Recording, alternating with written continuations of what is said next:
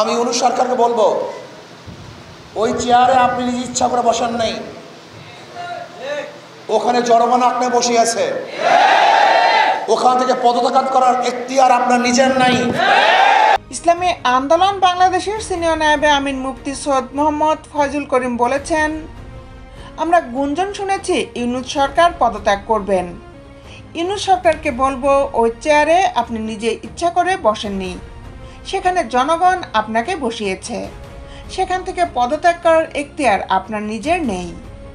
ওখানে যারা বসিয়েছে তাদের অনুমতি ব্যতীত, তাদের আশা এবং আকাঙ্ক্ষার প্রতিফলন ঘটানো ব্যতীত আপনি ইচ্ছা করলে সেখান থেকে চলে যাবেন। যারা বসিয়েছে তাদের অনুমতি ব্যতীত, তাদের আশা এবং আকাঙ্ক্ষার প্রতিফলন ঘটানো ব্যতীত আপনি ইচ্ছে করলেই সেখান থেকে চলে যাবেন, এটা শান এবং মানের সঙ্গে সামঞ্জস্য হয় না। জনগণ আপনাকে বসিয়েছে, জনগণের ইচ্ছেতেই আপনি নামতে পারবেন। জনগণের ইচ্ছের আগে আপনি সেখান থেকে নামতে পারবেন না। জনগণ তারা মুক্তি পাওয়ার জন্য, স্বাধীনতা অর্জন করার জন্য, শান্তি পাওয়ার জন্য, নিরপেক্ষ নির্বাচন উপহার দেওয়ার জন্য। বিস্তারিত নিয়ে আপনাদের সাথে আছি আমি শামিমা সুলতানা।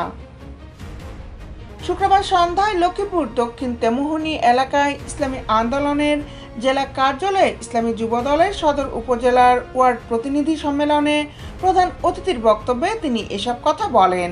ফয়জুল করিম বলেন, জনগণ শান্তি পাওয়ার জন্য, স্বাধীনতা অর্জনের জন্য, মুক্তি পাওয়ার জন্য, নিরপেক্ষ নির্বাচন উপহার দেওয়ার জন্য, বৈষম্য দূর করার জন্য, গ্রহণযোগ্য নির্বাচনের জন্য আপনাকে সেখানে বসিয়েছে। মানুষ সংস্কার চাই, সংস্কার করবার জন্য আপনাকে বসিয়েছে। গ্রহণযোগ্য নির্বাচনের জন্য আপনাকে ওখানে বসিয়েছে। মানুষ সংস্কার চায়, সংস্কার করাবার জন্য আপনাকে বসিয়েছে।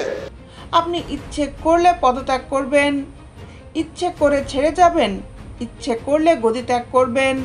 আমরা জানি আপনি তা চান না, কিন্তু এখানে চাওয়া বা না চাওয়া আপনার ব্যক্তিগত বিষয় নয়। আপনার থাকা এবং না থাকা বাংলাদেশের জনগণের বিষয়, দেশের বিষয়। আপনি ইচ্ছা করলে পদত্যাগ করবেন, ইচ্ছা করলে ছেড়ে যাবেন, ইচ্ছা করলে গদি ত্যাগ করবেন। আমরা জানি আপনি চান না। তিনি আরও বলেন, কোনো অবস্থাতেই আপনি এমন সিদ্ধান্ত নেবেন না যে সিদ্ধান্তের মাধ্যমে ভারত খুশি হবে, ভারতের প্রত্যেকটি জনগণ হাসবে, মোদী সরকার খিলখিল করে হাসতে থাকবে। এরকম সিদ্ধান্ত আপনি নেবেন না, বরং আপনি এমন সিদ্ধান্ত নেন যার মাধ্যমে বাংলাদেশের মানুষ স্বাধীন হবে, স্বাধীনতা উপভোগ করবে। আমরা ভারতের জিনজিরায় আবদ্ধ ছিলাম, তাদের পরানো জিনজির থেকে আমরা মুক্ত হতে চাই।